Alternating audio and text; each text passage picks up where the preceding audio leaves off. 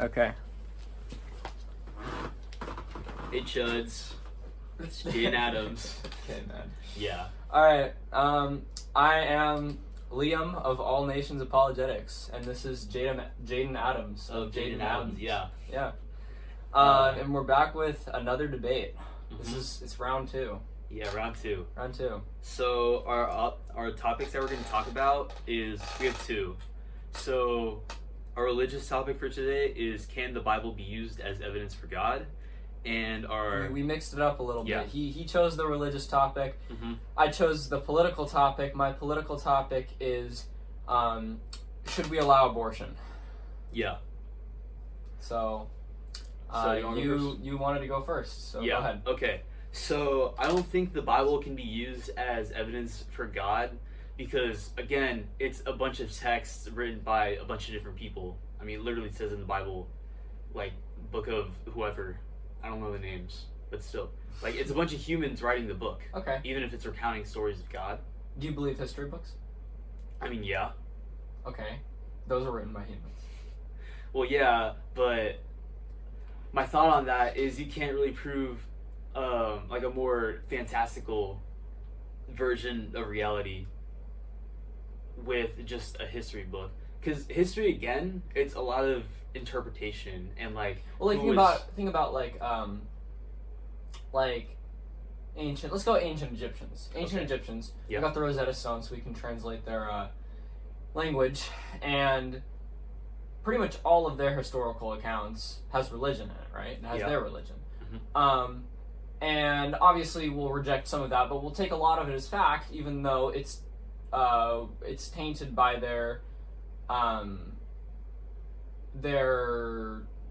tainted ancient minds, because they weren't perfect. They didn't have all the science and knowledge. They weren't as advanced as we are today, you know. So we would reject some of what they have to say, but we also accept their historical accounts. All right. So what's the difference between that and the Bible? Like, the difference between that and the Bible is, well, time, and also look at all of the accounts we have. Like with ancient Egyptian writings. Okay, we're back. I just had to plug my phone in because it was running low on battery. Yep. And we were talking about the ancient Egypt, Egyptian writings. So this is ancient Egyptian writings. Think about it like this. They were written on stone. They were written on stone tablets. And they were written in these temples. So they only needed one account, right? Especially because their like stone tablets were really valuable. They were hard to get. And they didn't want to make a bunch of them for like every single person who witnessed these accounts to write on, right? Yeah. So we only have one account of there's these also stories. also the paper. So think about it like this: we only have one account of these ancient Egyptian stories. We have Matthew, Mark, Luke, and John. We have 4 accounts, plus we have more that just weren't put in the Bible from like Roman guards and centurions and like other Jews at the time living in these areas. So we have a lot more evidence for Christianity, and if you prove Jesus's, I mean, I wouldn't say divinity in this case because we're getting there. We're getting to that point. Right. His miracles, obviously, I think would be evidence of his divinity. But if we have multiple accounts of his miracles versus with the Egyptians, we don't really have evidence. And a lot of those things, they could be explained by natural causes. Like they thought the sun was a miracle, but really it's just a fiery ball in the sky or in space, like 100,000 miles away or something. Probably more than that. But you know what I mean. We have scientific evidence to explain what they thought was a miracle today. Yeah. So their religion is unfalsifiable. Christianity, or it's falsifiable, but it's been falsified, you know? Yeah. But Christianity is falsifiable, but we can't really it's like half falsifiable, you know. Yeah, Like, so you can like there's evidence, and like obviously a historical thing happened, unlike Buddhism where like you just have to believe. Like there wasn't any historical thing that actually happened that was like Jesus. Like he didn't the Buddha didn't do any miracles, right? He didn't do any miracles, but that's not the point of the religion. Well, right, but like Yeah. all that thing, like where you reincarnate and all that, that's just pure faith, not Yeah. falsifiable. Yeah. You can't prove that right or wrong. Mhm. Christianity, hypothetically, you could prove right or wrong. Okay, and how would you prove heaven? How would you make heaven falsifiable? Could you go Well- to heaven if you didn't die? Could you go to heaven? You know, one person did go to heaven and come back. Jesus. Okay, that's one account. Well, that's another thing. And we have a historical account of Jesus. We have writings from Jesus' apostles seeing Jesus, 4 accounts. Seems like a lot of evidence to me. Okay. After he was crucified. Okay. Well, I think back to the Egyptians. They had parchment or they had some papyrus. They had papyrus paper, so they could record records on that. And I think that's an important piece of the argument, because you should never take history from one person's account, because again, anyone can lie, anyone can make up whatever they want. So I think that we should only take Well, yeah, I agree. we should only take each text as a piece of the whole and not the whole ever. No, I agree. If there was only one witness, then it would be a lot less credible. But the fact that there's so many makes me think that it's true. Mhm. Because if you think about like a crime scene, you got one person who says that this person committed a murder, Yeah. and then like 10 people saying that it was someone else, then you'd believe the 10 people. Yeah. But if there was 4 versus 0, I mean, you can't really, like, they were the only witnesses. No one actually saw Jesus' body, so you can't prove that he died unless you found his body. Or obviously he did die, but you can't prove that he didn't resurrect. Yeah, so when Jesus died... So if you found his body, then obviously that would mean he didn't resurrect and he wasn't God. Alright. But if you didn't find his body, which obviously we haven't, then that would lead me to believe that he resurrected, like our 4 accounts say. So our 4 accounts, we have 4 accounts that say he resurrected, and we have 0 accounts that say he didn't resurrect. I mean, I'm pretty sure every atheist and Jew says that he didn't resurrect. Well, right, but do they have his body? Well, that's the point here. The fact that it's statistically improbable to look through billions of corpses and to finally say this one's Jesus, or be able to figure out that none of them are Jesus. Well, but think about this. Think about this grave that you can actually still go to today. We know exactly where it is. Mm-hmm. And it's like a historical site you can visit. And the stone, this big boulder, was rolled away with 2 centurions guarding it, 2 Roman guards, and they didn't ever see it happen. So this big boulder was rolled away, so it probably wasn't a grave robber because there was 2 centurions guarding it, and a boulder. So like, what normal person, one person is going to roll this huge boulder away? And then we have obviously the sighting of Jesus right after that. So I just don't see how you can justify. Obviously, it's possible that it was a grave robber, but also we have the evidence of the sighting.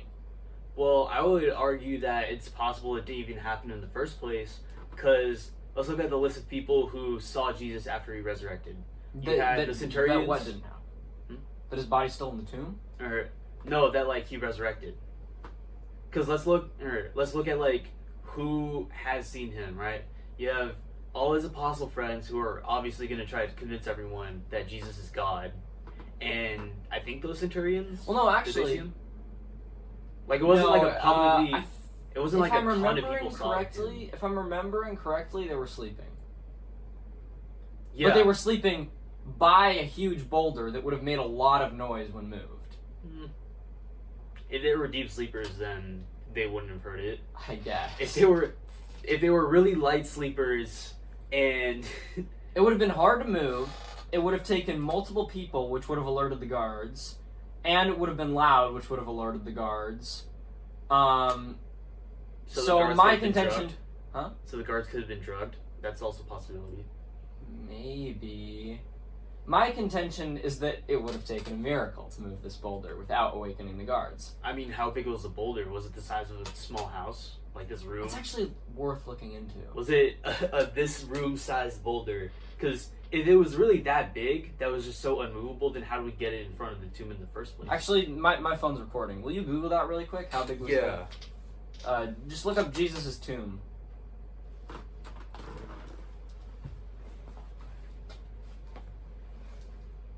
It's a pretty big boulder.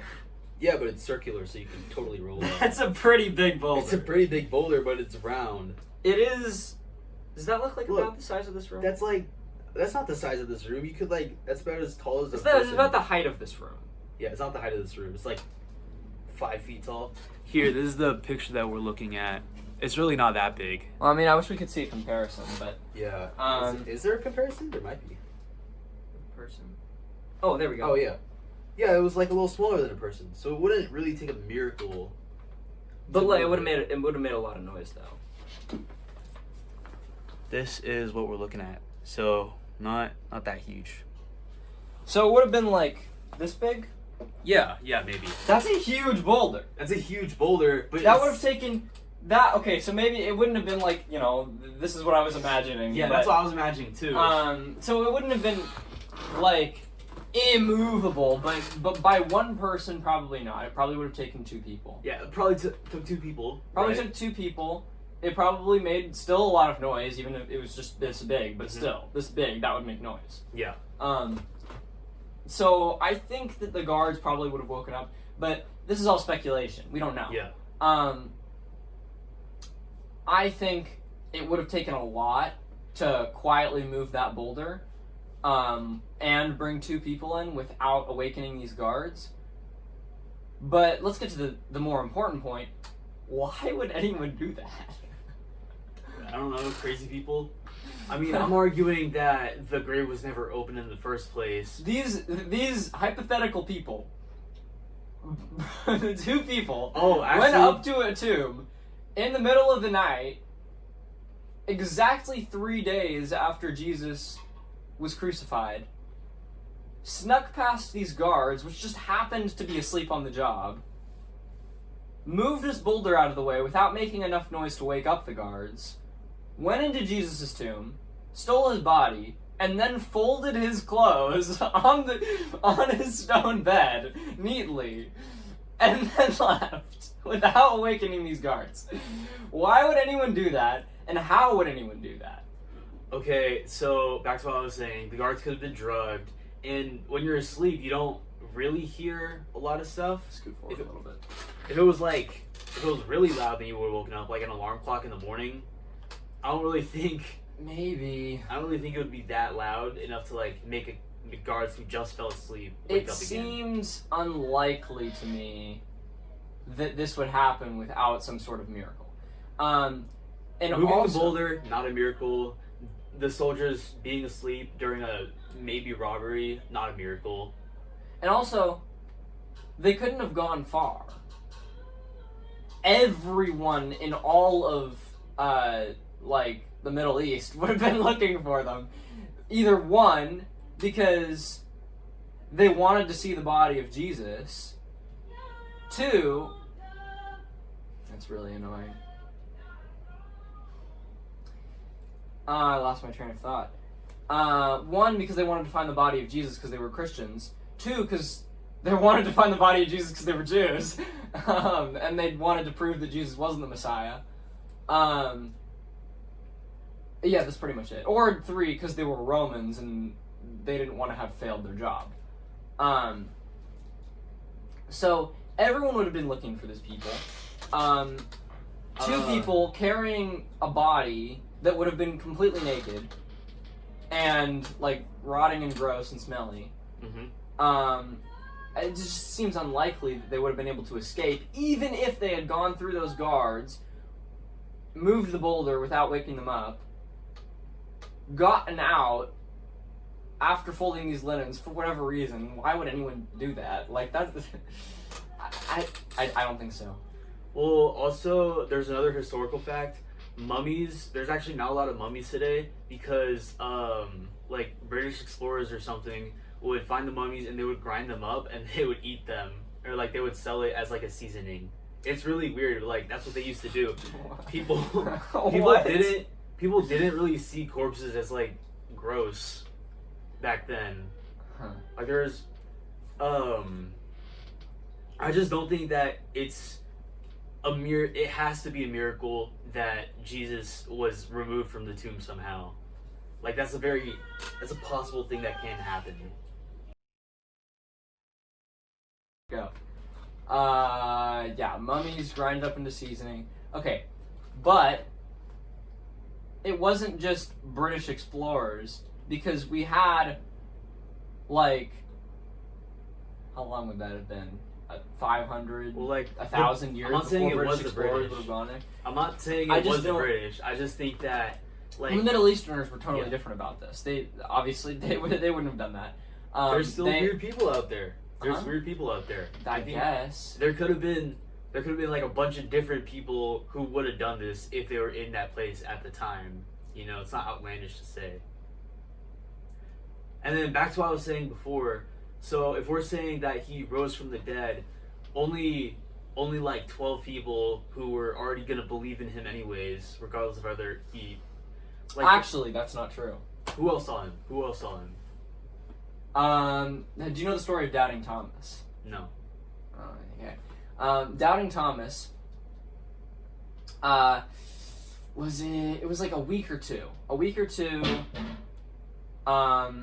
After Mary, I forget if it was Mary Magdalene or Mary the Mother of Jesus. I think Mary Magdalene. Mary Magdalene went to the tomb of Jesus, and she was the first one who saw Jesus. And she went back, and she ran back, and she told the apostles. She told the 12 apostles, and one didn't believe her. Thomas, after Jesus was crucified, Thomas went back to his old life. Thomas did not believe. Thomas, he didn't believe what Mary told him. It didn't even seem like he wanted to believe what Mary told him. He said that he said that unless I put my fingers in the holes of his hands, and feel the hole, or feel the place in his side where he was punctured, I will not believe. And so after like was it a week or two? I think a week. After a week, Jesus comes to Thomas, and he comes into this house with like locked doors on all sides, and he comes into the house, he comes to the table, and he gets up to Thomas. He has him stand up, and he has him put his hands and the fingers in the holes in his hands, and he has him put his fingers in the hole in his side. And he says, "Do you believe now?" And Thomas says, "Yeah, I believe." So Thomas he wasn't going to believe. He didn't want to believe, really. And he was, like, in shock, pretty much, that Jesus died. He was like, yeah, like, this guy who I thought was the Messiah, it was just proven to me that he's not, because he was just killed on the cross. And so, because obviously they didn't know he was going to be crucified. So Thomas saw the wounds, and he said, the only way that I would believe is if I saw these wounds and had it proved to me that this man died and resurrected from the dead. And it was proved to him that he died and resurrected from the dead. Okay. So Well, just because supposedly in the story he said so, doesn't mean that that's like the truth. He's only ever gonna believe him if that happens. Like, humans are imperfect. We can lie. We can't say stuff that isn't true. Well, then why would he go through that lie for a whole week before saying I believe? I don't know, to make the story more convincing. We can't get in the heads of these people. But if he wanted to be more convincing, wouldn't he just say, yeah, Jesus came back to me the day after he was resurrected, and he came and he said, I'm the Messiah, I'm God, I am the Savior of the world, and I died for your sins, and now I'm here, and I resurrected from the dead. Wouldn't he just say that he did it the next day, because that seems more miraculous than if he waited a week? I don't know, like a week later might be just as miraculous. I mean, really, it's just as much as a miracle if you shot me in the head and I came and talked to you tomorrow. That's just as miraculous as if I came back a week later and talked to you. Yeah. It's not any less miraculous to say, like, how long after it would have happened. I don't think that's a very strong point. Well, yeah, but don't you think that Jesus, if he wanted to come up with a convincing story, he would have just said that Jesus came the next day? It seems like you're putting too much thought into Thomas's hypothetical thought process that he hypothetically, like, why would you put this much effort into something that you know is false? Okay, well, here's another thing. God is supposedly all-powerful and he's everywhere all at once, so why couldn't Jesus just see everyone immediately after, all of them at once? Because he's God. He can do that. He doesn't have to... Because you want to give them a chance to have faith. Yeah, exactly. That's another part. That would be part of the writing. If they were just making this stuff up as they went to make their religion seem more valid. No, but it's proof that they're not making it up as they went. Because if they made it up as they went, Jesus would have just come back the next day instead of waiting a week. There's no rational reason why he would have waited a week except as further proof that he resurrected. Because, like, the fact that it seems irrational to you and me seems like proof that he did it, because if he just came back the next day, that seems like a story that could have been made up. If he came back a week later, that seems less believable. That's still a story that could be made up, like, I guess. But I just think that, like, the whole idea that he would only believe if he could feel the holes in Jesus' hands. Yeah, why would he say that at all? I think that could be a hoax. But why would you put so much effort into something you don't believe in? It's not even that much effort to just be like, oh, I'm waiting for Jesus to come back. But why would you lie? Why would you lie about something that clearly you don't believe in, or you wouldn't be willing to lie about it? Well, because Jesus obviously was not an advocate for lying.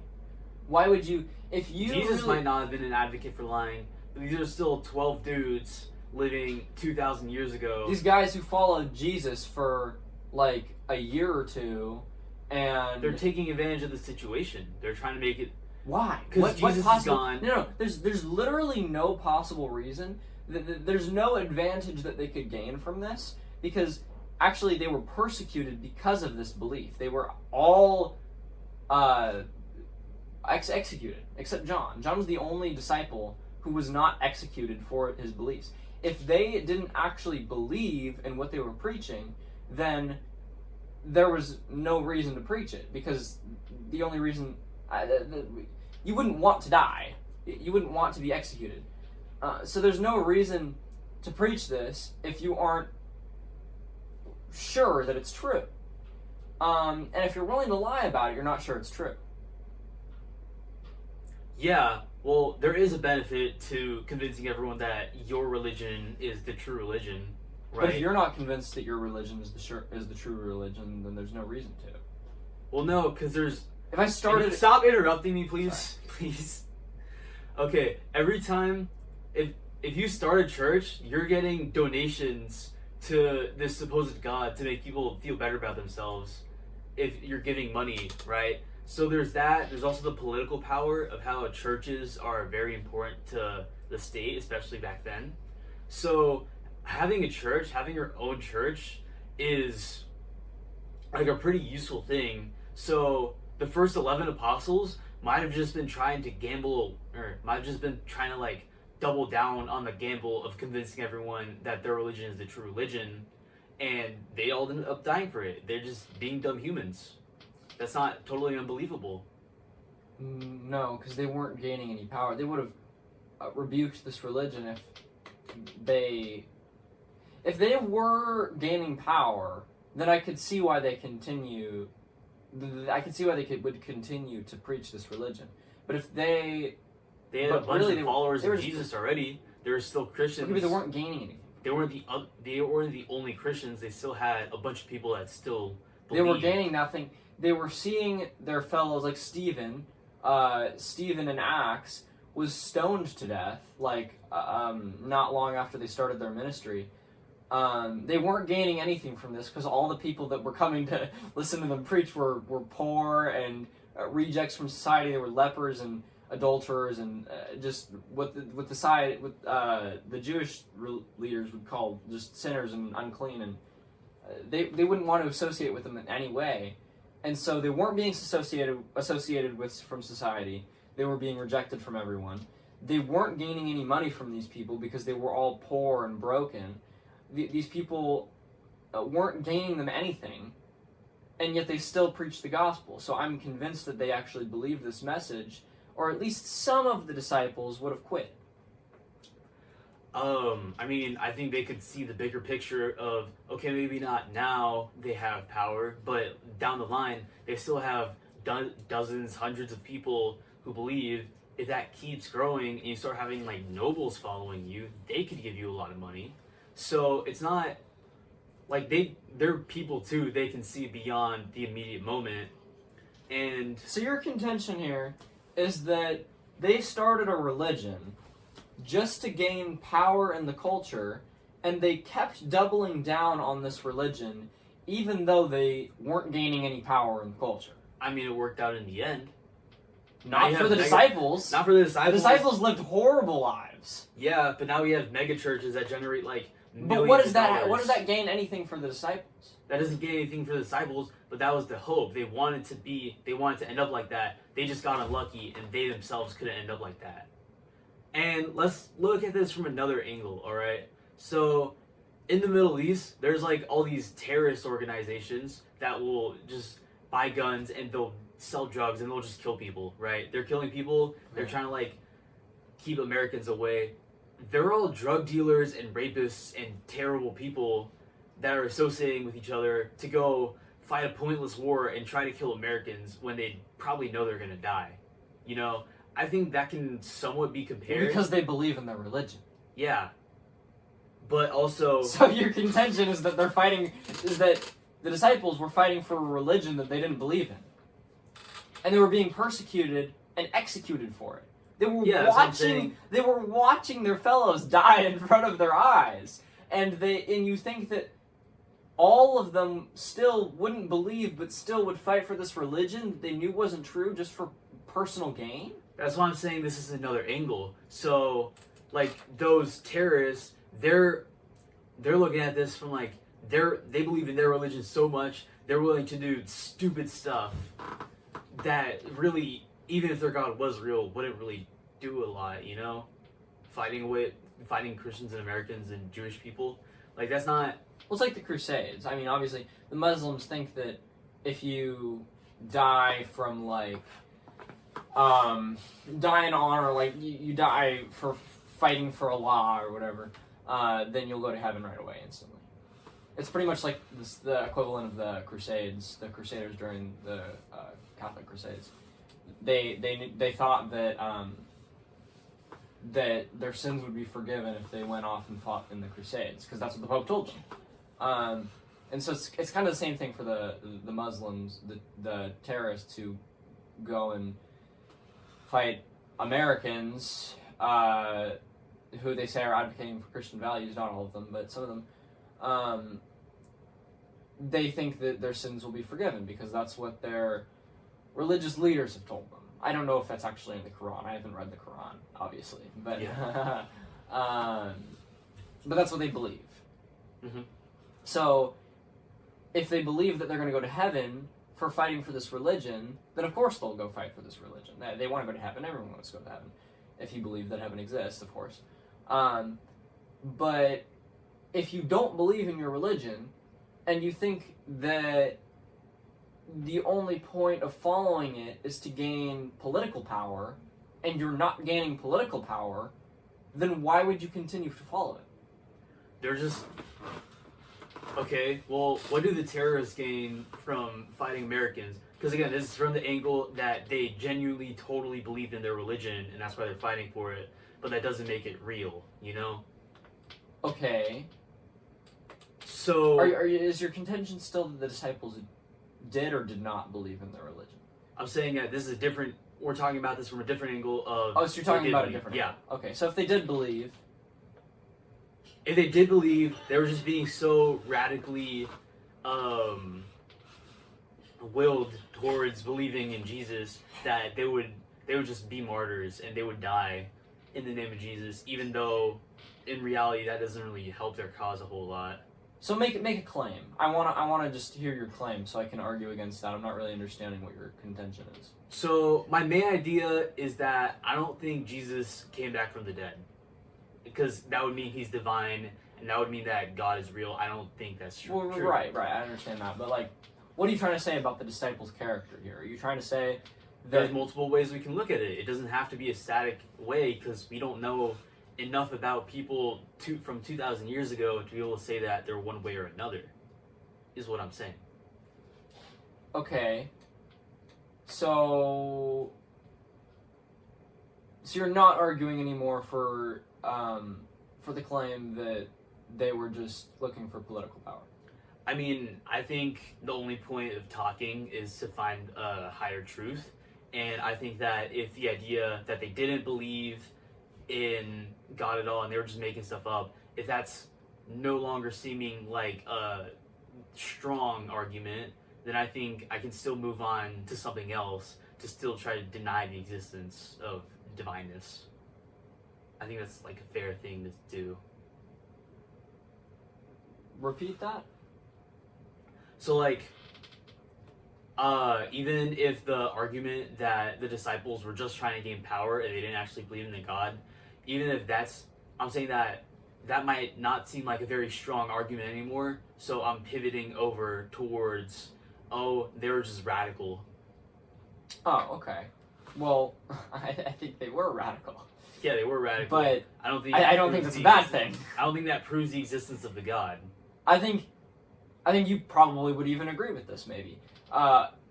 If Jesus did resurrect from the dead, and all of his claims were true, and he was really God, you would probably do the same thing the disciples did. You would spread the word to everyone, and you would want everyone to go to heaven, and you'd devote your life to him, right? I probably would, but I haven't seen any evidence that definitively scientifically proves God is real. Okay. So that's kind of... No one is claiming ever that there is definitive scientific evidence. Yeah, and No that's one's what claiming I'm that. demanding before. If Jesus walked into this room and he can show me the holes in his hands and I can feel them, then I'll believe. But that hasn't happened to me yet, so I'm not going to believe. Right? Well, unfortunately, I can't... Unfortunately, Jesus died 2,000 years ago, so we can't do that anymore. Well, actually, he's alive today. Oh, really? So Yeah. why doesn't he just walk into the room right now and let me feel the holes in his hands? Unfortunately, I can't call upon Jesus and summon him down here. But we can continue to debate on whether his resurrection was real. So, I think that the biggest piece of evidence for his resurrection being true is that there was 4 accounts of it happening, and each of the 4 accounts is credible, essentially. I mean, there's no evidence that these accounts are fraudulent because they're cross-referenced with 4 other accounts, and some of the earlier stuff in these accounts is cross-referenced with several more from other sources, like those Roman centurions and the Jews in there and so forth. So I think that that there's no evidence against their credibility, and if there's no evidence against their credibility, then also you'd have to consider the main point of these pieces of literature. You'd have to consider if the rest of the piece is credible, then why would you reject this last part at the very end? Well, I don't think any of the divineness in the first place is credible at all. So, do you have any evidence against it? Okay, well, my thought of this is, if I said that a guy threw up, that's a totally normal thing that can happen, right? If I claimed that I threw up yesterday, and 4 other dudes claimed that I threw up yesterday, then yeah, that's believable because I can totally throw up. That's something we already know can happen. Okay. But to claim that if I said, oh, yesterday I just started shooting lasers out of my eyes, and my 4 friends also said that I started shooting lasers out of my eyes, that wouldn't be very convincing. Okay, well, if you said yesterday I started shooting lasers out of my eyes, and 4 other guys that were with you at the time said that you started shooting lasers out of your eyes, and then I come to your house and I see scorch marks all over your walls. But do you see any scorch? Then I would believe you. Yeah, so, there are scorch marks. So if there were 4 people who said that Jesus resurrected from the dead, and the evidence is there, okay, the Romans, so what's the Roman evidence? guards were on the ground, the boulder was moved out of the way, the linens were folded in the tomb, and the body was gone. Then why would, like, all of the evidence is there, and there's 4 accounts of it happening. Okay, so the scorch marks are right there. the scorch marks, in this case, No, but the scorch marks could have been a fire from the kitchen. That's what I'm saying. All right, just because something logical can happen, guards falling asleep, a boulder being moved, folded clothes being in the tomb, that's not things that haven't been done before. Those are things that could totally happen if we ignored the divineness. But to claim that has to mean that there's divineness is just not, it doesn't make sense to me. Why? Like, okay, let's say, back to the laser example, you show up to my house and there's like 3 grilled chickens on the counter. Alright, I could say that I use my laser vision to cook those chickens, but that doesn't mean that I actually use my laser vision. I could have just thrown them on the stove and cooked them. I think the evidence here isn't scorch marks on the ceiling. I think this evidence here is grilled chicken on the counter. It's probably somewhere in between those 2. All right. But anyway, what was I gonna say?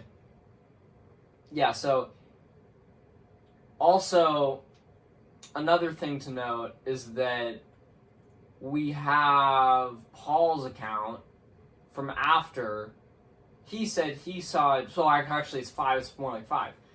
He said he saw Jesus on the path to, I can't remember for the life of me what city he was going to, but he was in a cart. He was in like one of those special trains that they allow like the royal people to go in. Mm-hmm. What's that called? The horse and the carriage. The carriage, yeah. Carriage. He was in the back of the carriage. He was going to this town. Trains? Okay, keep going. Inside joke. Inside joke.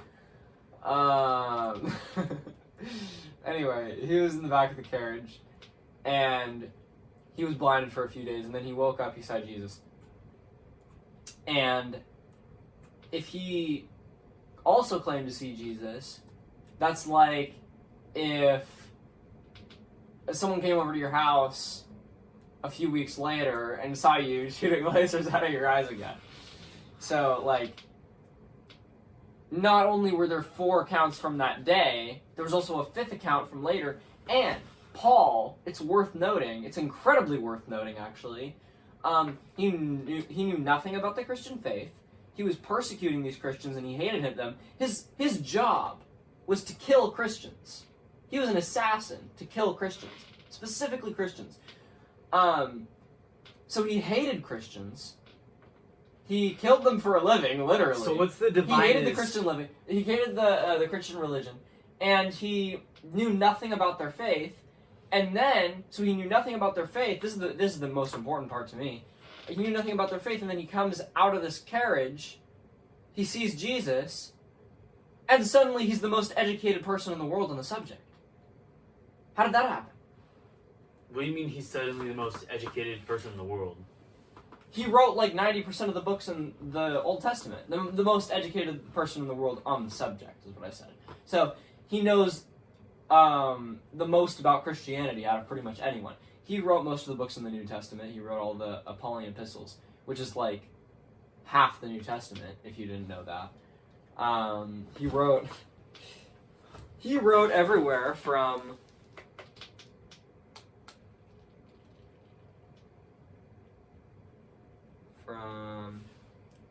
Luke, John.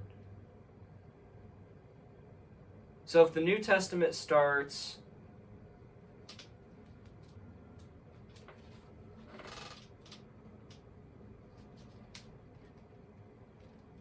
New Testament's very short. If the New Testament starts here, he wrote all of this except Revelation. Okay. He wrote more than half of the New Testament, and he didn't follow Jesus for the majority of the time, for all of the time that Jesus was alive, living his life on earth at least. Obviously, my contention is that he's still alive. So Paul didn't even know Jesus until he died and was crucified. And yet, he knows pretty much the most about Jesus out of anyone. So, my question to this is, how do you just know that he wasn't just being crazy, you know? Because if your job is to kill people, you're going to go crazy eventually. I mean, that's how soldiers get PTSD. They see. But wouldn't you go crazy in the other direction? Wouldn't you go crazy and continue killing Christians? Okay, first of all, hold on. So your contention is that his job was an assassin to kill people, and his going crazy was joining a religion? He's going crazy. He's going crazy. Anything could happen when you're going crazy. So he wasn't crazy when he was mass murdering Christians. But when he was crazy when he became a Christian. He was more crazy when he was a Christian than when he was mass murdering them. Yeah. I think that's okay. And also, he could have just known about Christians from being an assassin, infiltrating Christians, killing. There's something tells me he wasn't listening to what they were saying before he killed them. But even if he was, he didn't care. He hated them, and then all of a sudden, he saw Jesus, and he didn't hate them anymore. His whole job is being around Christians and killing Christians. He's gonna pick up a lot of stuff about Jesus. Is my thought here. Or he could pick up stuff about Jesus by talking to him. He talked to Jesus. You never said he talked to Jesus. You just said he saw him. Well, I mean, yeah, he saw him face to face, and how do you know it was just like someone who looked like Jesus? Or he was just so crazy that he thought some random stranger was Jesus. Let's see. Let me go to the verse where it says that he talked to Jesus, and I want to see exactly what it says.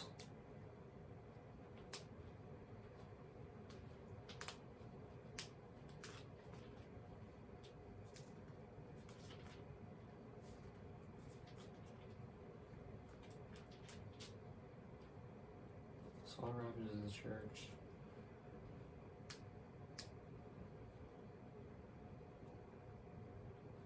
Saul, still breathing the threats and murder against the disciples of the Lord, went to the high priest and asked him for the letters of the synagogue in Damascus, so that if he found any belonging to the way, men or women, he might bring them bound to Jerusalem. Now as he went his way, he approached Damascus, and suddenly a light from heaven shone around him. And falling to the ground, he heard a voice saying to him, Saul, Saul, why are you persecuting me? So obviously, Jesus talking to him, because he was persecuting the Christians. He was killing them and capturing them. Keep going. And he said, who are you, Lord? And he said, I am Jesus, whom you are persecuting. But rise and enter... Yeah, so obviously it's not another person, because Jesus said it. It says, Jesus, I am Jesus who you are persecuting. But rise and enter the city, and you will be told what you are to do. The men who were traveling with him stood speechless, hearing the voice, but seeing no one. Saul rose from the ground. So they heard... They saw no one. They saw no one. They heard the voice! They heard the voice. It was in a crowd of people. It was in a crowd of people, and... They heard a voice. They heard one voice. So no, it wasn't in a crowd of people. It was on the middle of the road in the middle of nowhere.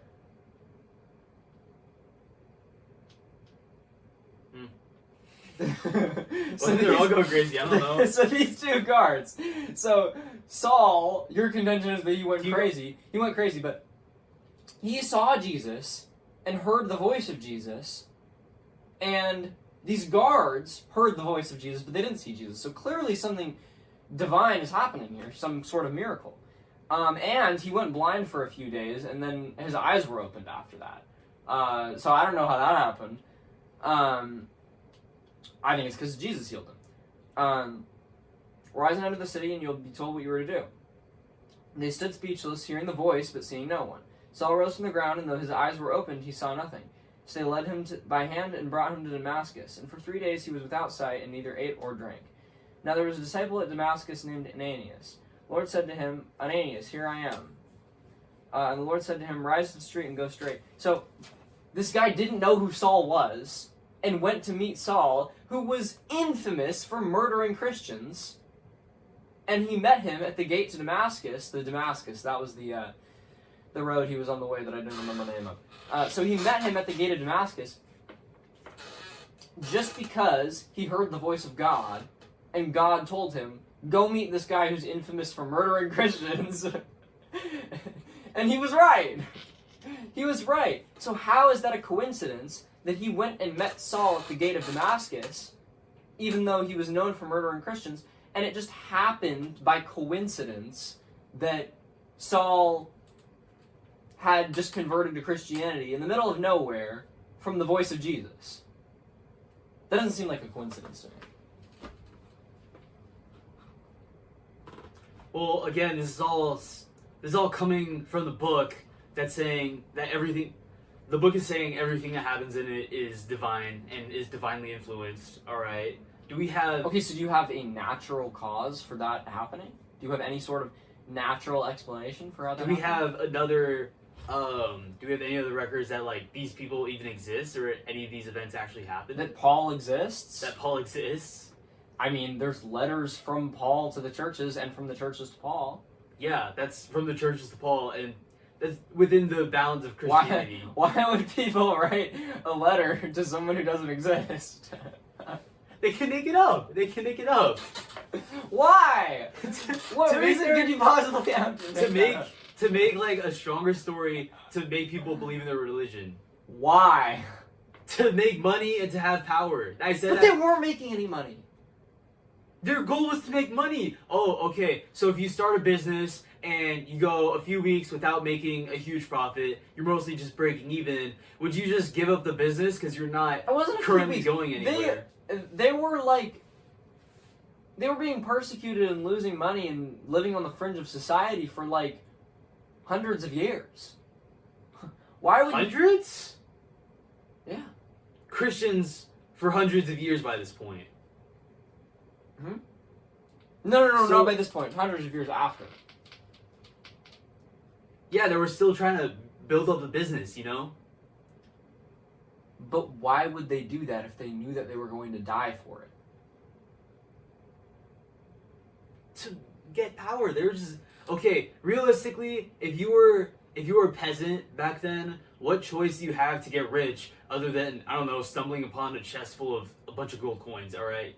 You're realistically not really getting out of that situation, especially this far back in time. Look at Paul. Paul was in a very, very, very good position. Paul was in favor with the Pharisees, the most powerful people at the time, pretty much. he had a good job, good, I guess, for him, at the time. He was making a lot of money, and he was doing what he loved to do. He loved killing people. But then... So you want to associate your religion with people that love killing people? Huh? You want to associate your religion with Paul, who's a known person killer? Well, that's I what he loves to like do. associating with my religion with radical transformations from evil to good. Because this man was evil.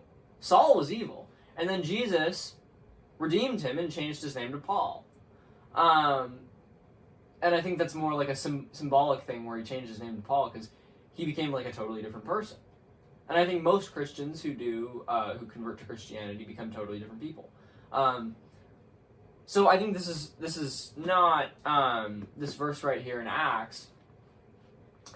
It's not evidence. Well, it's not like something I wouldn't. Of course, I would want to associate my religion with Paul because Paul is not living anymore, but he's proof that you can be redeemed by Christ. He's proof that Christ can save you because he went from an evil man who was mass murdering Christians to someone who participated in the religion he had persecuted, and he somehow just immediately went from Jewish to Christian because immediately he had a miracle. He had a miracle on the road to Damascus. So I just don't see why he would give up that position if all he was looking for was power. Because if all he was looking for was power, he had everything. He had all he wanted. He had all he could ever have wanted. He had all the power in the world and he gave it up for Jesus. Again, this is still assuming that divinity exists, alright? What reason would Paul have possibly had? Paul could have been a story. Paul could have been a story. But he wrote half the New Testament. It could have been someone else posing as Paul, alright? It doesn't... So the difference between you and me is I'm trying to say something that can happen in the real world without divinity, and you're making up divinity to fill in the gaps. The world is a crazy place. I don't think it's unbelievable to say that people lied a lot. Why would you do that, though? There's no reason. People are weird. People are crazy. But there's historical evidence of Paul. Not even just from this. This aside. People have accounts of knowing Paul. I'm sure the Jewish Pharisees had accounts of letters to and from Saul, and then Paul, once he became a Christian. There's plenty of evidence of Paul existing. So you can't just deny that someone exists because you don't like the historical evidence. If I say, oh yeah, I don't think that Gilgamesh was a real person because, he wasn't a very credible source, and he's the only evidence that Gilgamesh exists. Gilgamesh himself is the only person who ever wrote about Gilgamesh. Right. So, yeah, I don't think Gilgamesh really existed, right? Yeah, he did. There's historical evidence. No, that's not. Who wrote about Gilgamesh then? And Gilgamesh is a totally different example. I think obviously Gilgamesh existed because there's historical evidence of Gilgamesh. But I don't think that Gilgamesh was literally God. I think that was part of their religion, that Gilgamesh was like God, or maybe like the son of God or something like that. I think Gilgamesh was a real guy. And there's a lot more historical evidence of Jesus doing these miracles than there was of Gilgamesh being Gilgamesh. Gilgamesh was a story, okay? Well, Gilgamesh was the king of Samaria. Yeah, he was a king making up stories. But he was a real guy. He was a real guy. He was making up stories. How do you know he was a real guy? Because you just said there was historical evidence. Yeah, from writings. By him, by Gilgamesh. So are you saying there's historical accounts of people other than Gilgamesh saying that Gilgamesh existed? Or are you saying that Gilgamesh is the only person saying Gilgamesh exists? Well, Gilgamesh was like the only guy who could write back then. The Sumerians were the only people who could write, and Gilgamesh was one of them among the few who could write back then. And so I'm pretty sure Gilgamesh wrote all of his accounts. All of the accounts of Gilgamesh. So obviously, most people believe that Gilgamesh existed, and yet his accounts are less credible than the accounts of Jesus Christ's miracles. Okay, So why would you believe in Gilgamesh but not Jesus? Okay, I'm not saying that Gilgamesh did all the crazy stuff he did. I'm saying that part's the story. I'm not saying Jesus never existed. I'm saying that all the miracles he did are the story. That's not what I'm not comparing miracles to a person existing in terms of Jesus. So do you or do you not think that Paul was a real person? I don't know. Hard to say. There's more historical evidence of Paul than there was of Gilgamesh. I give up. You win. you give up? I give up. I don't have anything more to say. Are you a Christian now then? No. Why? I don't know. Hard to believe.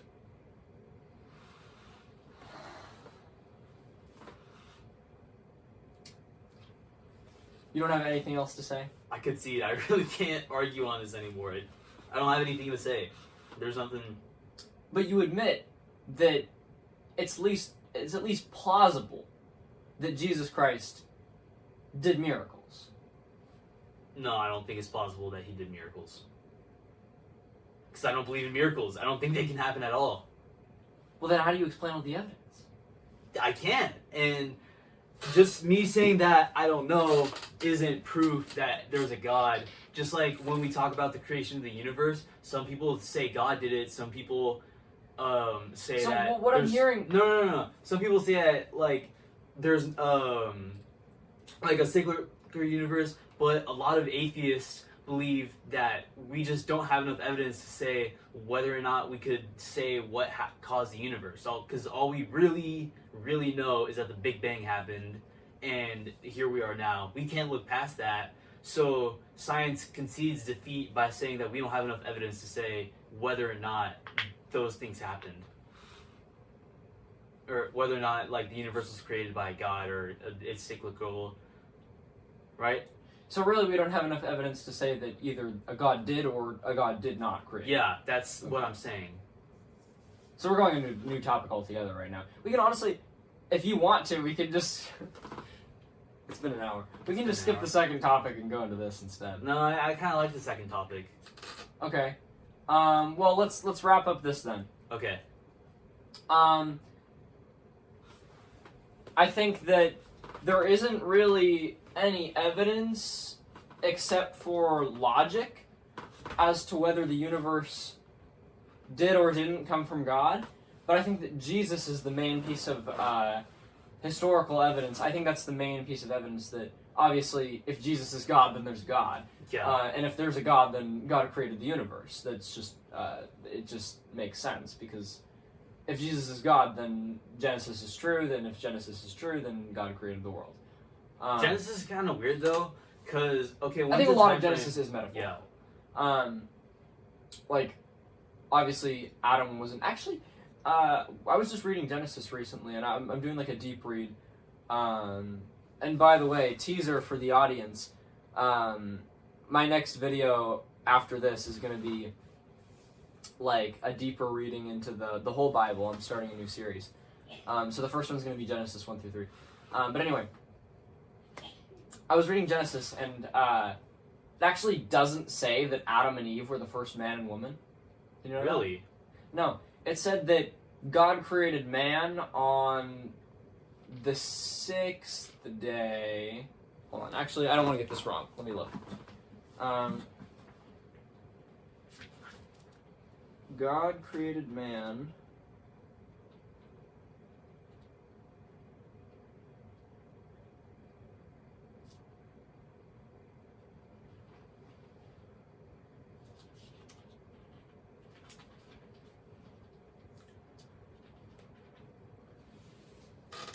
Sixth day. God said, let the bring... yeah. The 6th day. So after the 6th day starts, the evening and the morning were the 5th day, so after that's the 6th day, and the 7th day is right here, so it's not the 7th day yet. And we start with the creation of man. God said, let us make man in our own image after our own likeness, and have the dominion over the fish of the sea and the fowl of the air, and over the cattle, and over the earth, and over every creeping thing that creepeth on the earth. So God created man in his own image and created him. Male and female he created them. And then, if you go to the 7th day, after the seventh day, so after the seventh day started, the Lord God formed man out of the dust and breathed into his nostrils, and the Lord God, where does it say named Adam? He took the man that he had created right here. Mm-hmm.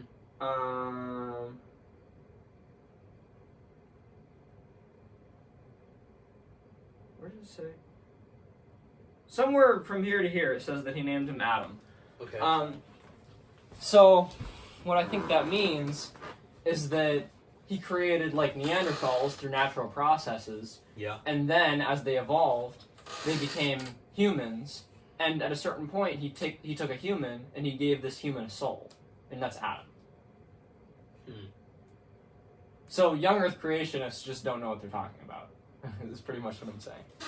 Yeah, I mean, You're gonna scoot forward. That's also a Keep problem going I down the have frame. with Christianity is that there's so many orthodoxes and there's so many different interpretations of the Bible. I just think that it's kind of weird because you just agree yourself that the people who believe that Earth is 2,000 or like 4,000-ish years old, people that believe that, like, it's kind of dumb, doesn't really make sense, even if you read the Bible directly. The fact that the idea that Earth could be that young in the first place, I think, is just proof that we really can't take a lot of what the Bible says, like, literally. I think metaphorically, sure, you could take all of it metaphorically to, like, try to teach people. I take a more nuanced view on this. A lot of sorry about that. A lot of people say that, like, you know, all of the Bible is metaphorical or all the Bible is literal. Those are the young Earth creationists, and the metaphor. Those are just the liberals. No correlation. No correlation. The Unitarian Universalists, no. They all think that the whole thing is metaphorical. Because you have to if you think that every religion is simultaneously true at the same time, which is what the Universalists say. Mm-hmm. Or the Unitarians more specifically. But that's such a weird idea. There's millions of gods, and they're all true. And they're all true. Yeah. That would be a hilarious world to live in. They all contradict each other, but they're all true at the same time. There's this Islamic belief that something about, like, there has to be one God, because if there was multiple gods, the world would just be chaotic because they would all have, like, different beliefs. But they all have the same will. I'm not talking about the Trinity. Oh, okay. But, like, because a theoretical, what's it called? What all the gods are true? Unitarian Universalist. Unitarian Universalist. Unitarian Universalist is weird because Unitarian, the word Unitarian and the word Universalist mean two different things, but Unitarian Universalist is one sect of Christianity. Wait. Christianity. A Christian belief that that Buddhism exists and there's a pantheon. Yeah, oh honestly, I don't know if I would even call funny. They call themselves Christians, but it's I don't really know if I want to associate. It's such a funny thought. Yeah. But whatever. I mean, close enough, I guess. No, I don't think so. No, I hope so. all. I hope it's close enough. I hope it's close enough for them to be saved and go to heaven, but I'm not going to speak to that. Isn't it heresy to say that there's multiple gods? Isn't there a whole commandment that says not to? Yeah, they're going to hell. That's heresy. That's heresy. Heresy. I don't think that there is a heresy, or there is a commandment that says heresy. I think that there's nuance to heresy. I think that some heresy, because, like, obviously once you get to a certain point, Islam is a heresy. At the core of it, a Christian heresy, even if you're an Islamist, you could agree that to a Christian, Islam is heresy. So, like, from a Christian standpoint, Muslims would go to hell, probably. So, obviously you have to draw the line somewhere. Mm-hmm. It's really just where you draw the line. How far into heresy do you draw the line? I think that some heretics could probably get into heaven because really I think they just don't know what they're talking about.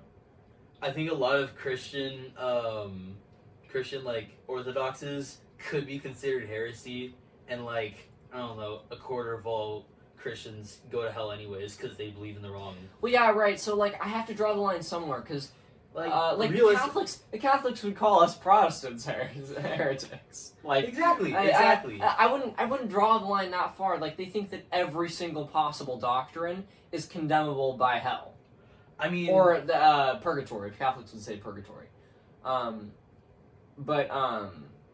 Yeah, I wouldn't draw the line there. I wouldn't say that like anyone who disagrees with a papal decree is a heretic and will go to hell. Like I wouldn't draw the line there. I do think that some heretics will go to hell, but I wouldn't say that all of them will. where do you even really draw the line? Like, what really counts as heresy? Because humans aren't perfect. I refuse to draw the line anywhere. I'm just going to tell anyone who is a heretic that So you're drawing a line by saying that heretics exist. You're drawing a line. Well, no, I'm going to call a heretic a heretic. So you draw a line somewhere. I'm going to call a heretic a heretic. There's no commandment that says heretics are going to hell, because I don't even think the word heretic... Actually, I'm not going to say that, because I'm not sure. There might have been heretics before. No, I think there were, because I think the Jews called Jesus a heretic. And obviously they still would today. But I don't think it says anywhere that a heresy is condemnable by hell. And I don't know, I would still call people that are called heretics heretics. I just don't know if their heresy is bad enough to condemn them to hell. Alright. I wouldn't draw the line anywhere. I wouldn't say that, you're going to hell unless you come to my Christian sect. Like, Mormons are a good example. They're pretty far off, and I'm not going to draw a line with them. I think that they should join some traditional Christian sect and stop being Mormon, but they still might go to heaven. It's possible. I'm not sure. I'm not going to definitively say that they will or won't. I think they should come back and not do that anymore. But, I mean, they believe in Jesus. So, I'm not sure. I have a nuanced take on heresy. Yeah. So anyway, that was a big tangent. Let's get back to the main topic. Alright. So, our next topic is abortion. Oh, we're going to the next thing? Are we? We can. We can. Okay. Alright. I guess we're moving on to abortion now. Yeah, so that was... So... It's kind of... not a very good ending, but that's fine. We're going on to abortion now. To conclude, he totally made a convincing argument. I concede, but I'm gonna fall back behind. Oh, we don't have enough evidence to say either way, because obviously I'm gonna say that. It's lack of God of the gaps. Yeah. Lack of God of the gaps. Mm-hmm. Well, so we don't have enough evidence. Yeah. I mean, if really, it could go either way. Yeah, it really could. God of the gaps is like, oh, we don't know yet, so it's probably God. Yeah. But if you say we don't know yet, so it's probably God. Science of the gaps. If we don't know yet, if we don't know yet, so it's probably God is false. Then you'd also have to condemn. We don't know yet, so it's probably not God, as also false, because it falls into the same category as just assuming something is true, or is not true, because we don't have enough information. Well, we also have less information to say that there's a God, and more information to say that there's a material reality that's causing. The whole point of saying it's a gap is that we don't know. Yeah. There isn't definitive evidence either way. There isn't any evidence either way, really. Yeah. So I concede reverse God of the gaps. Reverse God of the gaps. Because I can't make a better argument. Lack of God of the gaps. Not lack of God of the gaps. Lack of God of the gaps. Mm-hmm. Yeah. It's a new term. We're coining that. If anyone except either of us uses that, godless of the gaps. Godless of the gaps. if anyone uses those terms other than us two, all like 30 of them that we just made up, we're gonna sue you. We're gonna sue you for millions of dollars, and I'm gonna go spend it on a communist utopia. Okay.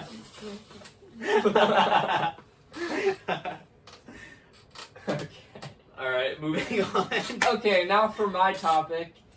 I got pushed with the political one. So my topic that I chose was abortion is wrong. Going very simple. We're going to go one step at a time.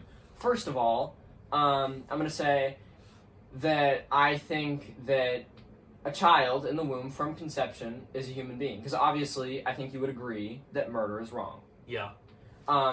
My contention, I believe this is where we're going to disagree. A child from conception is a human being, and therefore is worthy of protection, and therefore, if you kill a human being, that's murder. So, I think from conception, the child is a human, and therefore, it's murder, and therefore it's wrong if we kill it. I actually have a really weird, very unusual take on where morality comes from. Because you'll say that morality is a universal truth that comes from God, and God tells us what's right. And there's issues with that I'm not going to get to, because that's going to lead to another 30 minutes of me talking. But I'm going to go into what I believe. Well, we have time. But I don't want to sit here for 30 minutes and talk and just talk over you when you could be saying something. So my take on morality is what makes something moral is how efficient it is for the survivability of the species. And we can look at this through different examples. Killing is wrong because if I killed your dog, you're going to get mad at me and probably try to kill me, right? That's like the basic game theory idea of that. So killing people will lead to you likely being in danger. Oh, hold on. And that's engraved in our brains, yeah? Survivability of the species or flourishing of the species? Survivability of the species, because that means more kids. Meaning more genetics of whatever made you think that way. Okay. So, if we're going for flourishing of the species, then we're going for, what makes them most happy. A lot of the arguments I hear, actually not a lot, a couple, a very few circle of people that I've heard say that, yeah, it's a child, but we can kill it because,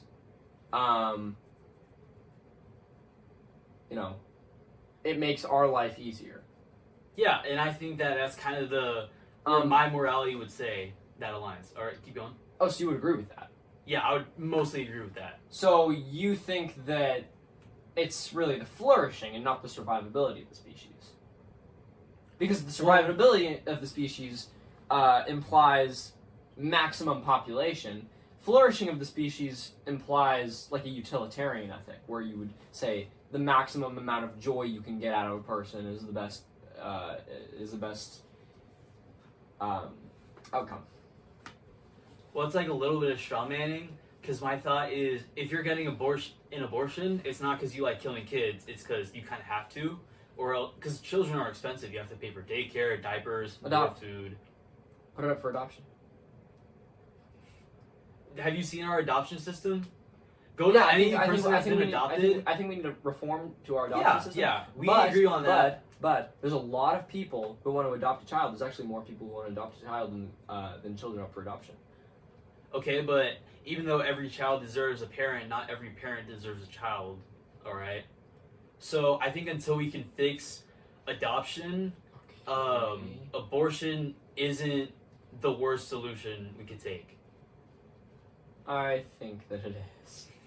Do you think so? Do you think that I'm gonna use this term? I used this term in a debate that I had with my dad the other day. Mm-hmm. Do you think that life is more important or livelihood? Define both. Life is living, me being alive, me existing and having heartbeats and brainwaves, and I would say a soul. Livelihood is, look around my room, books and computer and a phone and Bibles and luxuries, a good, happy life. Do you think that life is more important, or livelihood? If less people were alive, but those less people had happier lives, would that be better? Or if more people were alive, but... Well, actually, let me put it this way. If you could kill half the population, but make the other half that you didn't kill twice as happy, would you do it? No, because killing that many people has a lot more consequences than just there's more resources. Well, but if you just ignore the economy, okay, yeah. ignore the economy, ignore the fact that the government would fall apart, ignore the fact that everything else would fall apart. If you could have, like, if it was like a magic spell, you wave a wand and it makes every surviving person twice as happy, but half the people are dead. You just kill them on the spot. And it's random people, right? Like a Thanos snap. You just Thanos snap half the population, but the other half is twice as happy. Would you do it? You would do it. I would not do it. Oh, you would not do it. Okay. Why? Because there's a lot more benefits to having a bunch of people than not having half as many people. Okay. So then what I'm hearing is that life is more important than livelihood. Because if you think about it, if you're looking at a utilitarian perspective, then it would be the same. Because these people are twice as happy, so they're generating the, I guess you could call it like the happiness economy. Mm-hmm. They're generating the happiness economy the same amount, but half the people are dead. So you're generating. So it's the same amount of happiness or joy. Well, actually, let me put it this way, because I'm sure these people would rather be alive. And what about 3 times as happy? Well, because half the population 3 times as happy. Looking at like a utilitarian perspective, 3 times as happy. One would objectively be more than the other. Okay, so 3 times as happy versus half the population. So what would you do it? So I'm assuming what happiness means is that everyone's having 3 times a better time. Yeah. But they would, in their mind, they would be leading a better life than before those billions of people died. I don't think we have to kill billions of people in order to make people's lives better. Okay, but That's a very capitalist way to look at it, Liam. If you wave a magic wand, what? Okay, if you wave a magic wand and that would happen, would you do it? No, I wouldn't do it. I'm Okay. gonna kill those people. Okay, then there you go. So then life is more important than livelihood, right? Yeah. Okay, so if life is more important than livelihood, then saving a life is more important than making a life better. Well, it's not that it's making a life better, it's that if you save that life, those 2-3 other lives immediately become worse. Okay, so that's making their livelihood worse, but it's also saving a life. But life is more important than livelihood, is it not? You gave me a really bad question when you said, would I kill 1 billion people to make people happier? Okay. Okay, fine. Would you kill 1 person to make your mom happier? All right. That's like I guess a smaller scale. So that probably wouldn't make any difference, right? Okay, what's the person done so far? There's still a lot more. Random person. Completely random. I'll never meet in my life, anyways. Right? Yeah, sure. Okay. I don't know, because I feel like if I kept that person around, there's a chance that they'd still make my mom happy. So I think I wouldn't kill them. Okay, there you go. So life is still more important than livelihood. Okay, but killing that person... Taking off the mass murder kind of scale of this. But my thought behind it is that, so let's say my mom's happiness is 1. If you killed that person, my mom's happiness would be 2. But in an abortion, instead of, if I kill that person, then my happiness is still 1. But if I keep that person alive, my happiness goes to like a half. Is what's happening. Fine. So okay, so let's make this question better then. let's say your mom goes to work and she has a coworker that makes her happiness. It's a variable now. H equals 1, and she goes to work, and this coworker makes H equal 1/2. Okay. A hypothetical world, you could wave a wand and make the coworker die. Would you do it? There's other consequences to killing the guy. Alright. No one loves him. He doesn't have a family. So that's easy. That's easy. You just wave a wand, make him disappear. If he's a nobody. So you do it? Yeah, I would kill him if he was really a nobody. And that's a fetus. A fetus has nothing going for them. You would kill your mom's coworker fetus? Yeah.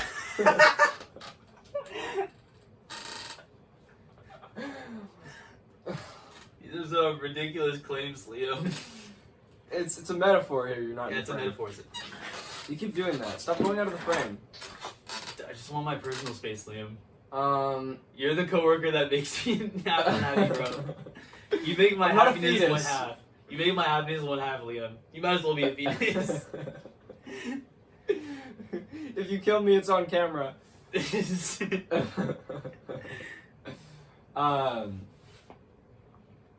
But what if? Okay, fine. Like you were saying before, I said that he didn't have a family. What if he did have a family?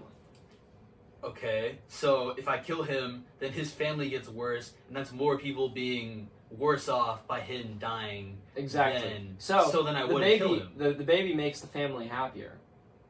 Okay, but it also worsens the material conditions of their situation. So it has a possibility of making one person's life worse, but it also has the possibility of making multiple other people's lives better. And so life, one person's life is always, in my opinion, more important than another person's happiness. If I can save someone's life, well, I mean, let's put this in perspective a little more. If I can save someone's life, but let's say a person. How do I put this? Okay, let's say a toddler is walking, like running across the street because they lost their parent or something. Mm-hmm. In a hypothetical world, you could go, and that toddler is about to get hit by a car. You just know that he is. Yeah. This child is about to get hit by a car. And you know for a 100% fact you could go run out and save that toddler, but you'll break your rib. So your happiness would get a lot worse, but a child would live. Okay, so what's the situation for the family? If the child died, would the family be better off? You're seriously asking me that? I'm seriously asking you that. I don't think it matters. You wouldn't go save a toddler running across the street if you saw it? You don't know. Let's say you don't know. Okay. Do they look like they're wearing clean clothes? Because, like, if they're dirty, then the family's, like, I feel like the family would be better off if the child wasn't there. So you're okay with killing poor people? Okay, that's not what I'm saying. Holy straw man. Holy straw man.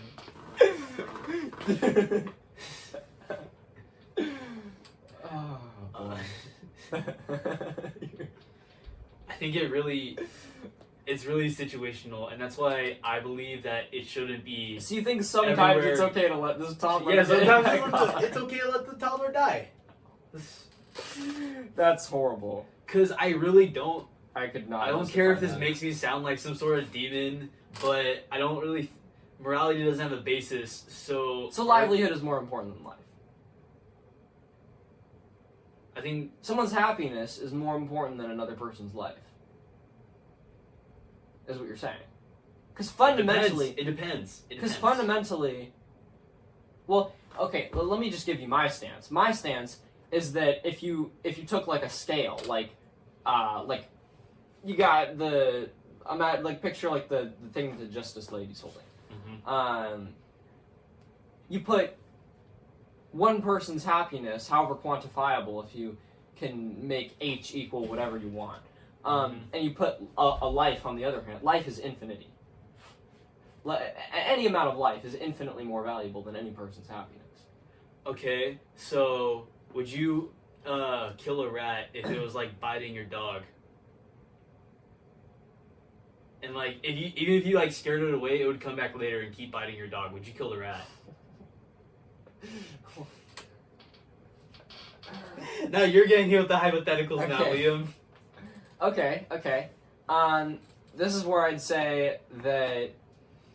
Well, I think that as a Christian, I think that humans were set apart, and God made us in our own image. So, a human is more valuable than a rat. Okay, well, we were arguing this from a political perspective. Of like a logical, each person. We're not So, arguing in my religion. worldview, a rat is less valuable than a human, and a rat is less Okay, valuable. well, your dog is not a human. A rat is less valuable than a dog, because as a human, I love my dog.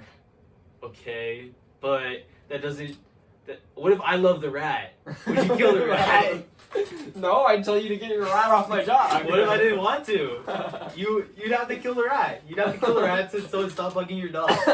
If it was your pet rat, I'd get the rat. I'd pick up the rat and I'd give him back to you, and I'd tell you to get your rat out of here. Yeah, and then what if he's like Houdini and he just keeps escaping whatever cage I put him in, and then he keeps biting your dog? You can't just escape the fetus, bro. Okay, but Okay, so either you have this Houdini rat who keeps biting your dog, or you give it to Satan and he tortures it in a boiling pot of water of like oil. He boils the rat alive forever and ever. Wait, what? That's basically the adoption system. What are you talking Actually, about? no. So either I can't contain the rat and he's always gonna keep biting your dog, or I put him in a cage that he's gonna be in forever, but he doesn't really get that much food and he's not really happy. That's basically the adoption. The baby is the rat. The baby is The baby is the rat. Okay. Okay, so he either is a But leech would the forever- rat? Would the rat rather be dead? I don't know. Why don't you ask the rat, Liam? Well, I think that, like, even if the rat would rather be dead, I don't think we should let the rat kill itself. Like, I think it's up to the rat if he wants to die. does he Or think taking that that freedom. you should be allowed to kill yourself? Yeah, I really think you should. You think that suicide should be okay? Should be Yeah. allowed? Like, if someone commits attempted suicide, they should. Oh, be what's the allowed. punishment for killing yourself, Liam? What would the punishment look like? No, Oh, I just blew off my head. Are you gonna sentence me to death for killing someone? Are you gonna give me a fine, Liam? You can't really enforce that. But you can enforce attempted suicide, just like you can enforce attempted murder. Attempted suicide, you can send them to a mental asylum. Okay, so basically, if you kill yourself, you have to kill yourself, or else you're gonna get punished for it.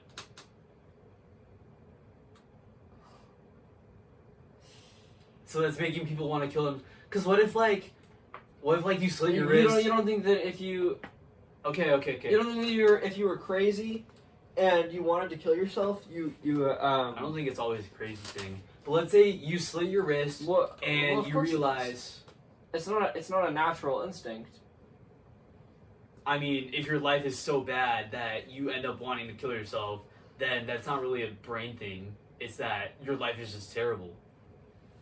Well,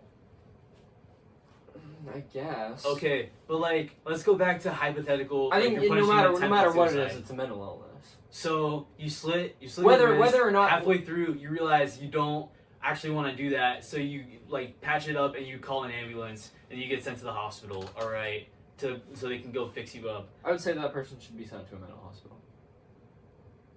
Okay, If they're that mentally unstable that they first thought they wanted to kill themselves, and then and they then change their realize, mind. they didn't want to do it. So then, Yeah, so they have a volatile mind, and therefore they should be sent to a mental hospital. Which, by the way, Trump is making mental hospitals a thing again, because they were all shut down. So did you know about that? No, I didn't. I didn't even know we shut down mental hospitals. I didn't either until I found out he was reinstating them. So Are we even sure he's reinstating them? Because he says a lot of things that just aren't true. He lies a lot. that was a public statement that he made, an official public statement. Okay, he says a lot of. Well, he says a lot of stuff in speeches, but he doesn't make very many official public statements. That was an official public statement. He also officially publicly stated that he would raise the military budget to $1.5 trillion. Do you really think he has the feasibility to do that? I don't think so. Don't remember that. But anyway, that's besides this. Okay, yeah. That's Off topic. Off topic. And how did we get from abortion to suicide? I don't know. Because you're asking if the rat wanted to kill itself. Okay. How is that relevant, really? Well, because we were talking about life versus livelihood. I think that you can't equate a human being's life or a human being's livelihood to a rat's life or a rat's livelihood. Well, the fact that you can't see that is why the metaphor is there in the first place, so that you could see past a human dying and you can see a rat dying, which you're a little more okay with. Yes, but I don't think that's because, as a human, my perception of animals is fallible. I think that's because humans are inherently more valuable than rats. Alright, so back to the original point of abortion. So I think we should just stick to humans on this one, okay? So why should we ban abortion completely? Like, what about rape victims? If you get raped and you have a kid now, do you really want to take care of that kid? Do you really think you should be forced to take care of that kid even though it wasn't your fault? Yeah, this is a little tougher. People might hate me for this, but I think that you should still have to have the kid.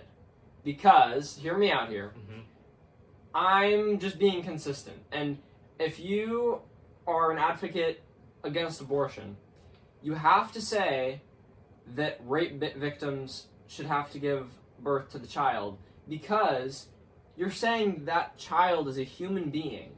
So hold on, let me finish. Okay, You're just saying that is a human being if you're advocating against abortion.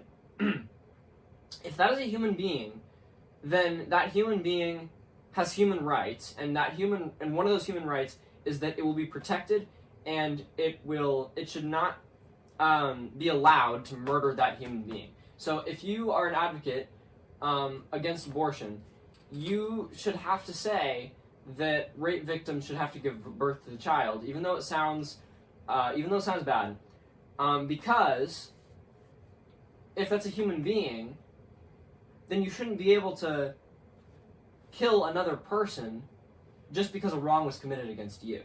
Like, if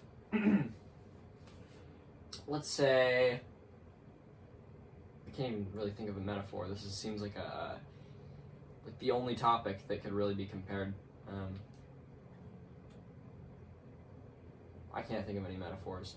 But would you agree? No, you probably wouldn't, because you think that it's a human being anyway. If it's a human being, then I think that we should protect it no matter how it was conceived. Alright, well,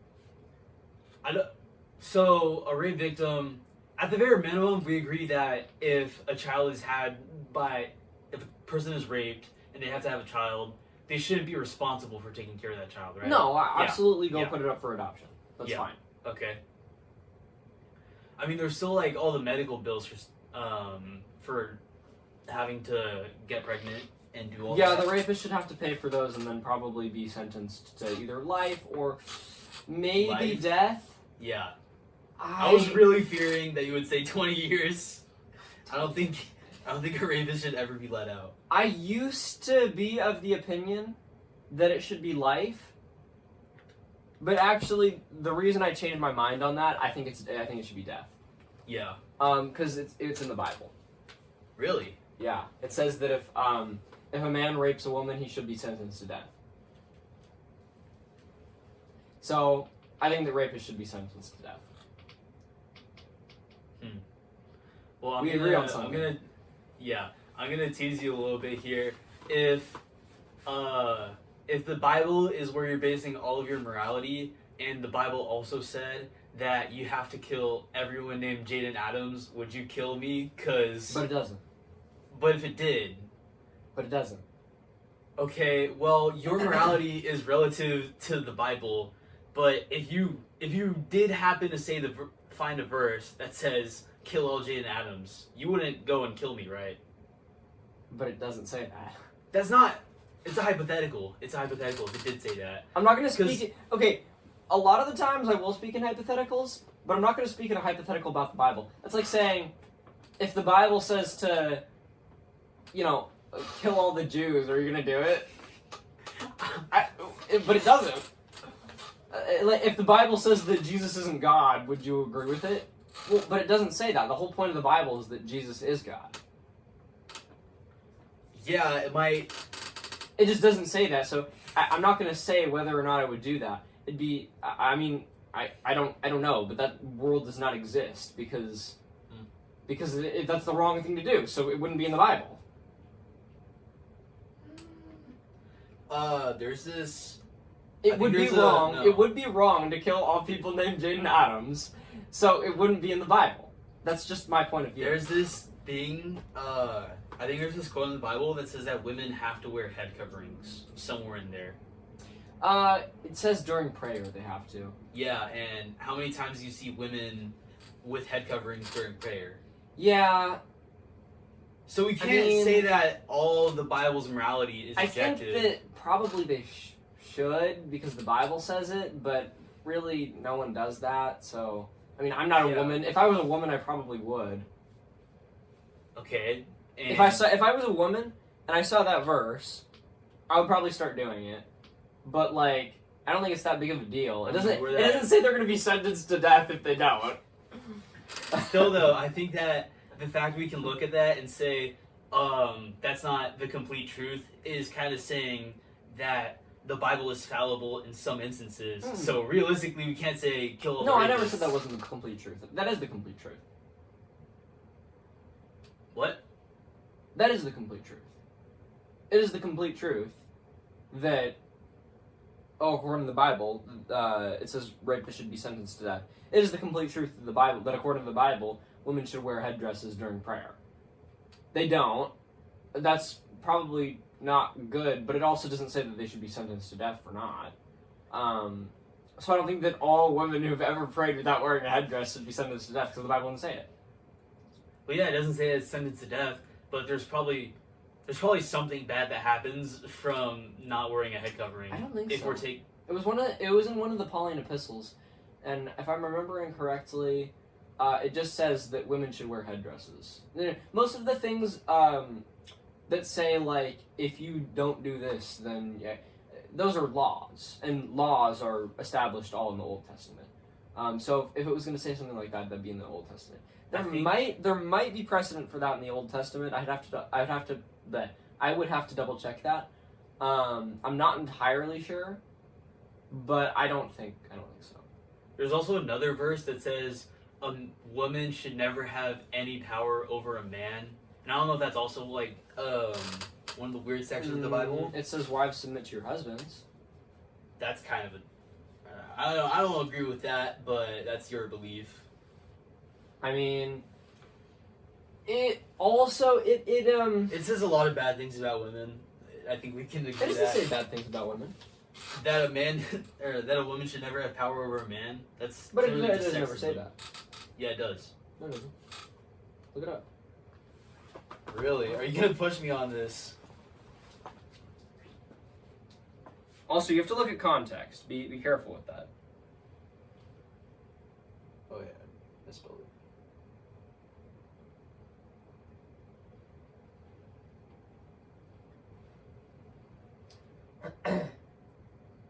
I do not permit a woman to teach or to exercise authority over a man. She is to remain quiet. Oh no, in the church. Hmm? Yeah, so he's just saying no women pastors. Okay, why can't women be pastors if men and women are made in the image of God? Because women are different. Their roles are different. Fundamentally, women are different than men. Okay, but they're still people made in the image of God. They're still human. Correct. So then why should this one instance men and women are different? They have, well, no, I never said that men and women were the same. They're both made in the image of God. Made in the image of God doesn't mean you are God. I never It said means- that. It means you are made like God. Okay, and are women less God or made less in the image of God than man? They're just made in a different, I guess, I don't really know which way to phrase Okay, this, but but they're made in a different part of the image of God. So they were made with different roles than men were. Okay, but also And to say, this culture likes saying that going out and having a job and teaching and being like the breadwinner, that's like objectively a better life than like being a stay-at-home mom. yeah, pretty much. But like why is it objectively better to go Well, out? It doesn't say that you can't have a job. It says that you can't have power over men. That's literally And making it's a still- hierarchy it still that says no. men No, it men doesn't are say that. only No, it doesn't say that. women are not allowed to be No, above it doesn't men. say that. Paul, well, in the verse in 1 Timothy, 1 Timothy, right? I think so. It's in Philippians, Colossians, 1 Timothy. Yeah.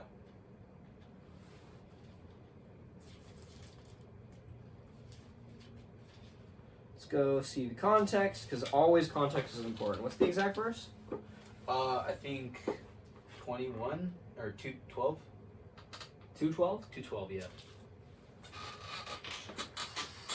Okay, so let's read the entire chapter, the entire 1 Timothy 2. First of all, I urge that supplications, prayers, intercessions, and thanksgiving may be all people, kings, and all. Let's start at 8. The next paragraph. I desire that every place for men should pray, lifting holy hands without anger and quarreling. Likewise, also that women should adorn themselves with respectable apparel, with modesty and self-control, not with braided hairs, or gold, or pearls, or costly attire, but with what is proper for women who profess godliness, with good works. So, They Don't- can't braid their hair. Can no, men just braid their hair? don't induce lust. So just dress modestly. That seems reasonable, right? Yeah. Let a woman learn quietly with submissiveness. I do not permit a woman to teach or exercise authority over a man. Rather, she is to remain quiet. For Adam was formed first than Eve. So what he's saying, this is about teaching in the church. The 1 Timothy is about teaching in the church. Because, well, look at Timothy is to Timothy, my true child in faith, grace, mercy, and peace. Let's see. Well, you have to look at who Timothy was. So Timothy. who's Timothy? Timothy was Paul's. So he calls him his brother in Christ. So what this means is Timothy was another teacher with him, and he was teaching. I forget where it was. Was it in Ephesus? Maybe Ephesus. But Timothy was teaching somewhere else, and Paul was writing a letter to him. And so Timothy was like an elder. He wasn't really like a pastor, I guess you'd call him. Well, now you'd call him that, but you wouldn't call him that back then. But right now, he'd be an elder.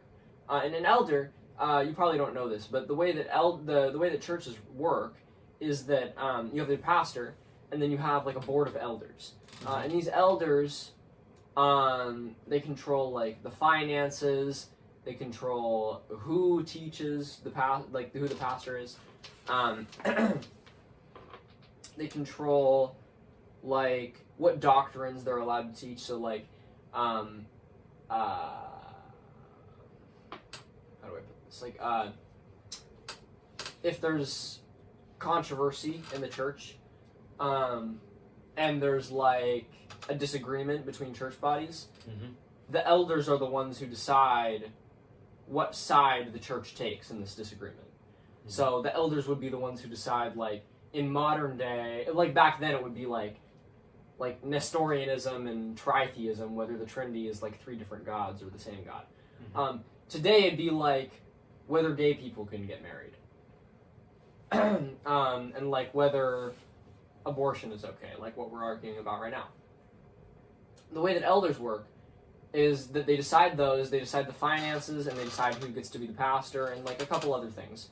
If there's like a split in the church body, then they'll like organize that. Usually that doesn't happen, but sometimes it does. I lost my train of thought. Oh yeah, so Timothy was an elder. Yeah. So he would have been like the leader. So he would have decided who was the pastor, who what particular side they're taking on certain theological topics. And so Paul is writing to Timothy saying that women should not teach in the church, so they shouldn't be the pastor. So all he's saying is that women shouldn't be the pastor. It should be men because they're more suitable for that role. Okay, but why? I still don't understand why men would be more suitable than women. I don't know. So then it doesn't make sense to like see that and say that all the teachings in there are useful or valuable. Well, but I see credibility from other parts of the Bible, and I see credibility from other parts of Paul, and I see that he's a credible man with, so if with good teachings. He says good things, and he teaches of Christ. We can see from that miracle in Acts. I believe that he was instructed by Christ to write these things, and I believe that he was ordained to teach by God. And because I believe this, I believe that his teachings, like Christ's teachings, are true. And so, if this miracle, which I can see no other explanation for in Acts, is true, then Paul's teachings are credible and true. And so therefore, women shouldn't teach in churches. Women shouldn't be pastors. So even if he's credible most of the time, if I said the sky is blue, there gravity makes us go down, and I'm a unicorn, alright? Most of that's true, except for the part where I'm a unicorn. Okay.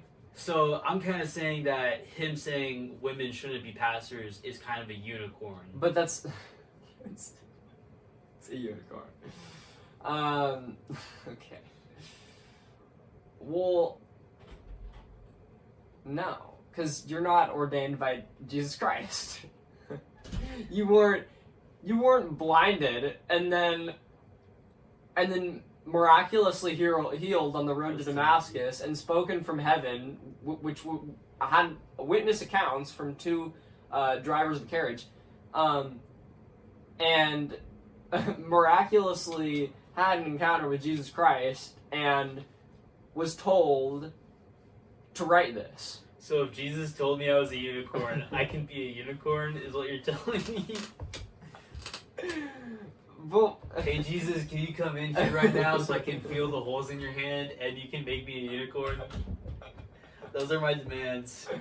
You can't do that. I'm just a fat, chubby unicorn, bro.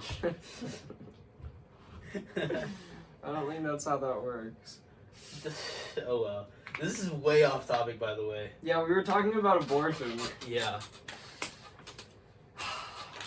I think it should...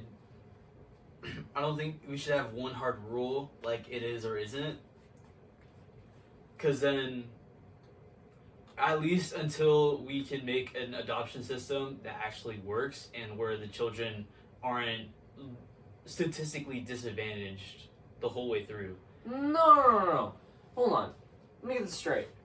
So you're saying we should fix the adoption system, to which the only problem in the adoption system is that there's too many people looking for a child and not enough children. You're saying we should fix that first and then solve the problem of all the children are getting murdered. Yeah, I kind of do. Because it's either the But children... the problem, the solution would be if there's too much demand and not enough to supply, then you supply more. You don't wave a magical wand and make the problem disappear and then start bringing children into the world. That's not how that works. That wasn't what I was saying. You are strawmanning me once again. So I never said that the supply and demand is the issue here. I'm saying that how these children end up statistically is always worse than if we had them in a stable family and they weren't put up for adoption.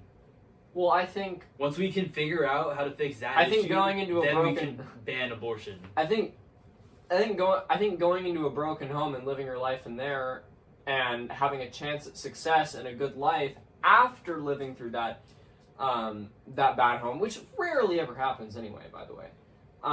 It would be more likely for that child to go into. You can look it up if you want. I'm looking up something else. Looking up something else. Okay. But it would be better if that child was at least alive, because at least they have a chance of having a good life and a good, successful life. But if you just let that child die, then the child doesn't have anything.